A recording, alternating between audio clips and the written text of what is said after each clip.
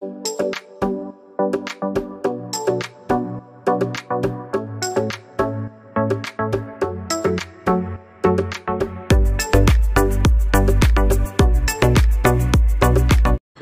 Everyone, welcome to back my channel. तर बघा, मी इथे डीमार्टचा माझा बाजार केलेला आहे। तर तो मी आता व्यवस्थित ठेवणार आहे आणि तुमच्यासोबत मनी सेविंग कशी करायची ह्या काही टिप्स पण तुमच्यासोबत शेअर करणार आहे। तर व्हिडिओ तुम्ही शेवटपर्यंत नक्की पहा आणि आवडला तर लाईक शेअर सबस्क्राईब करायला विसरू नका। तर पैसा कमवणे ही प्रत्येकाची मूलभूत गरज आहे। पैशाशिवाय माणूस जगू शकत नाही। एक चांगले जीवन जगण्यासाठी जवळ भरपूर पैसा असणं खूप गरजेचं आहे, पण त्याचबरोबर पैशाची बचतही तितकीच महत्त्वाची आहे।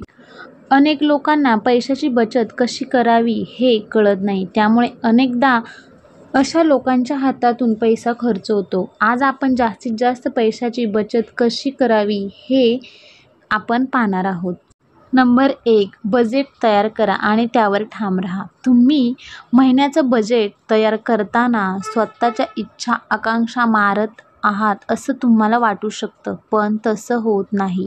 छंद आणि गरजेपर्यंत एका मर्यादेपर्यंत खर्च करता येतो। अनावश्यक खर्च आवर्जून टाळा। दर महिन्याचे नियमित खर्च लिहून ठेवा आणि तेवढेच करा। नव्याने काही खर्च केला तरी तेही लिहून ठेवा, म्हणजेच तुमचे पैसे कुठे खर्च होतात हे तुम्हाला समजू शकेल। नंबर 2, बचत करण्याची सवय लावा। इतर बिलांसाठी जसे तुम्ही पैसे बाजूला काढता, सेव्हिंगसाठी पैसे बाजूला काढता, सुरुवातीला कमी रक्कम बाजूला काढा आणि हळूहळू ती वाढवत न्या।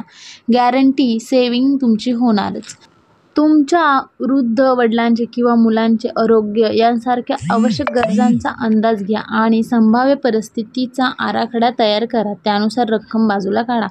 बचतीला तुमची सवय बनवा। लोक कदाचित तुम्हाला कंजूस समजतील, पण त्यांच्याकडे लक्ष देऊ नका। गरज असेल तेव्हाच तुम्हाला कोणाकडून उधार घ्यायची गरज लागणार नाही। नंबर 3, तुमच्या कुटुंबियांचे भविष्य सुरक्षित करण्यासाठी विम्याचा लाभ घ्या। जीवन विमा आणि बचत योजना यांसारख्या योजनांमध्ये पैसे गुंतवल्याने तुम्हाला सुरक्षितता आणि प्रभावी बचत साधन मिळते।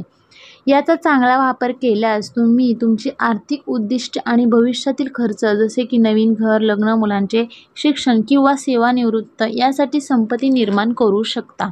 नंबर 4, तुमचा घर खर्चामध्ये कपात करा। जर तुम्हाला दरमहा 30,000 येत असतील घरामध्ये, तर घर खर्च 9,000 पेक्षा जास्त नसावा।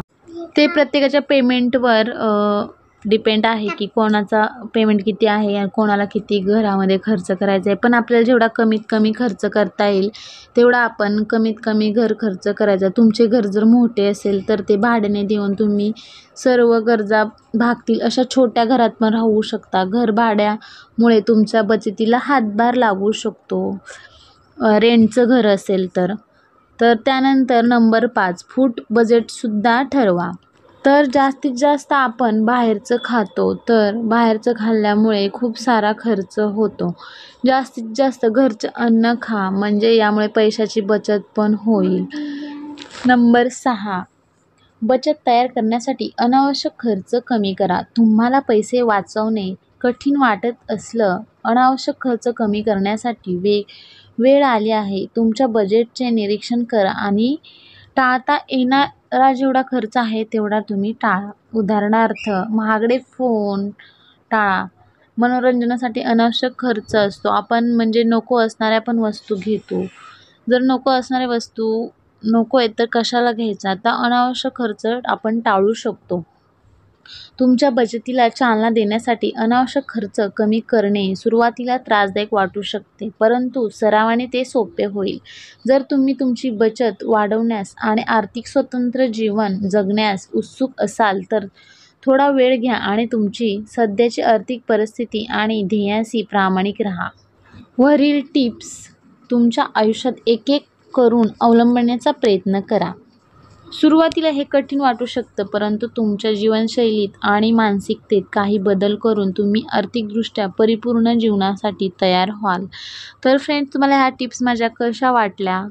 आवडल्या असतील तर नक्की चॅनलला सबस्क्राईब केलं नसेल तर सबस्क्राईब करा, लाईक शेअर करायला विसरू नका। तर बघा, इथे माझा पूर्ण किराणा व्यवस्थित ऑर्गनाईज करून झालेला आहे, मी सगळं ठेवून दिलेलं आहे। त्यानंतर आता जे असं किराणाच्या पिशव्या वगैरे निघतात तर सगळं डस्टबिनमध्ये मी टाकून आले. त्यानंतर खाली झाडून वगैरे घेते. तर बघा इथे रिया आलेली आहे. ती कॅमेऱ्यासमोर नाचते, डान्स करते.